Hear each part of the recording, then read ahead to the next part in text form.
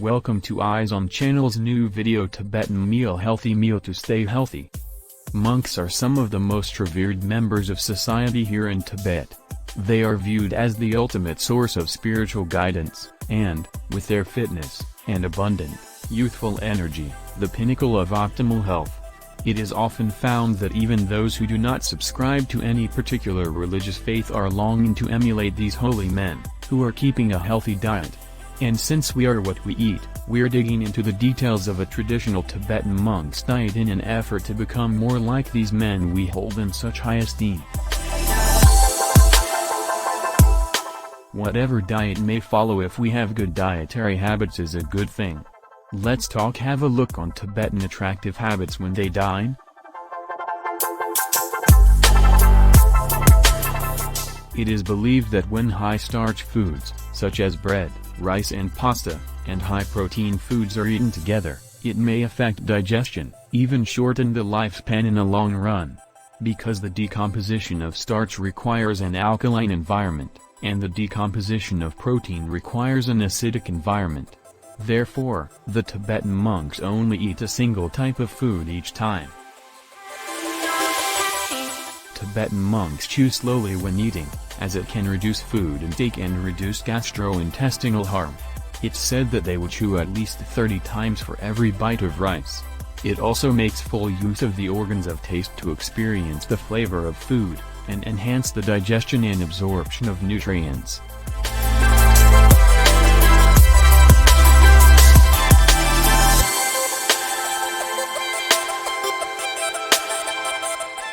Because the process of digestion consumes energy, do not eat later in the day. This not only keeps the stomach rested, but also allows the body's various functions to be fully rested. Ideally, the last meal should be eaten before sunset, a few hours before lying down and resting.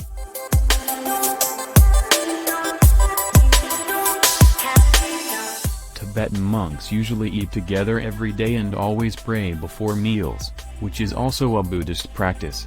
Meanwhile, it requires absolute silence during the meal, as it makes them more focused on their food and ensures that they do not overeat.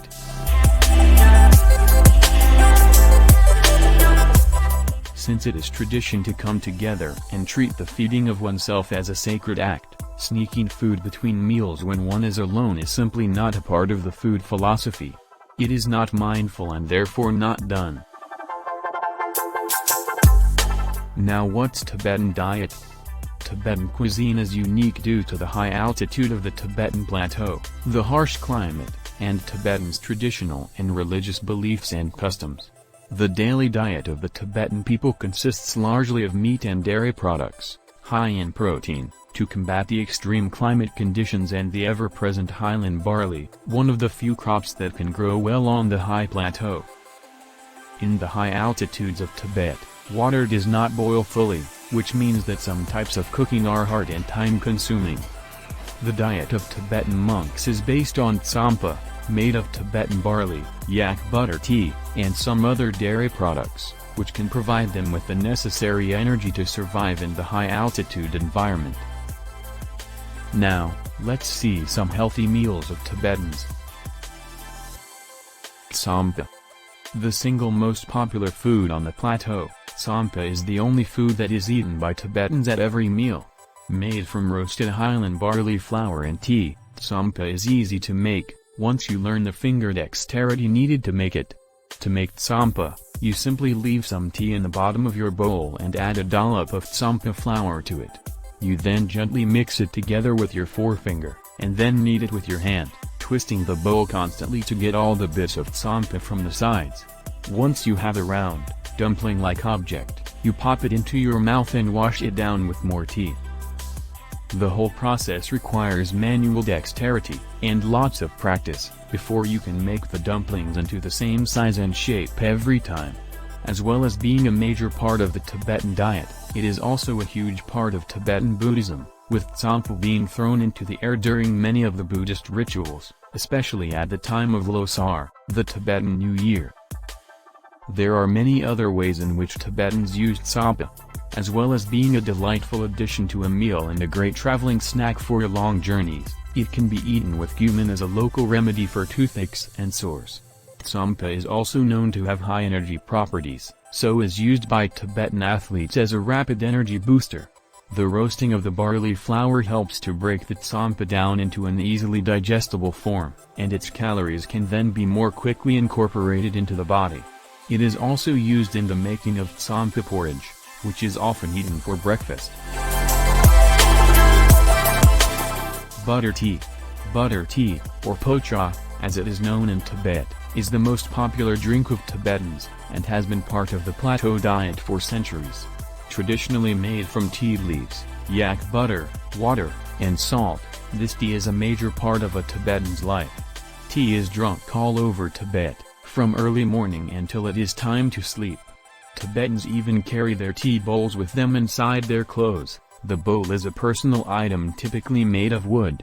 The national drink of Tibet, butter tea, is drunk not only for its taste but also for its nutritious values, high calories, and hydrating properties. To make the tea, Tibetans boil the leaves in hot water for at least half a day, and this concentrate can be continuously boiled for several days, keeping a constant supply of the base tea. The tea is then skimmed off and poured into a churn that contains yak butter and salt. The container is shaken, and the liquid that's poured out is a purplish color having the consistency of stew. The resulting liquid is then placed in clay pots that look a little like ancient Japanese teapots, from which it is then served. Chang, barley wine. While the younger generations of Tibetans are happy to drink Tibetan beer, Chang, or Chang, is the most popular alcoholic beverage on the plateau. Unlike beer, Chang is normally drunk at room temperature, or even piping hot when the weather is colder. Similar to beer, it is made from barley that is boiled in a barrel known as a dhungro. Once boiled, the barley is left to cool, yeast is added, and the whole thing is left to stand for several days. Once it has fermented, the Tibetan brewers add water, and the Chang is ready to drink. Chang has been brewed in the Himalayas for centuries, and is often consumed in large quantities at weddings, funerals, and Buddhist ceremonies and festivals. Dried yak meat. Yaks are long-haired relatives of the bovine family that are indigenous to the Himalayas. Found all over the Tibetan plateau, and often bred by nomadic herders in huge herds, yaks are one of the staple meats of Tibet, and the female yak, the dry, is the main producer of dairy products.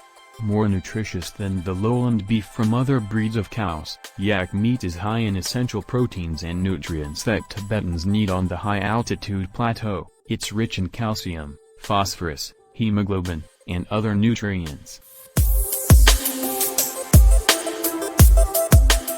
Tibetan Momo. Momos are basic steamed dumplings with a filling. Made using a simple dough for the wrapping and a mix of meat, vegetables, and seasonings inside, the Momo is one of the tastiest of Tibetan dishes, and making them is an art. The dough is rolled out and circles are cut from it, then the meat filling is dolloped in the middle. It is then covered with the dough in a circular or crescent shape and steamed, often over whatever soup the Tibetan cook is making. The momos may also be fried once they're steamed and served with spicy sauces. Lopping. This spicy mung bean noodle dish is popular in Tibet as a cold summer food. Often made with red chili peppers, green onions, and cilantro, and served with soy sauce, the noodles have a texture that is slippery to the touch. Especially refreshing on warm days, this spicy dish actually originated in Sichuan cuisine, and is rarely made for eating at home. In Tibet, especially on the streets of Lhasa, Lopping is a popular street food that takes more than 12 hours to prepare. The Lopping, or mung bean noodles, are prepared the night before and left overnight to set. The mung bean starch is mixed with water and heated until it thickens like jello. It is then transferred to a clean bowl and left alone. Once set, it is removed from the bowl and grated on a very large old Tibetan grater. The sauce is made from garlic, green onions, cilantro, and soy sauce, and then mixed with the Lopping noodles.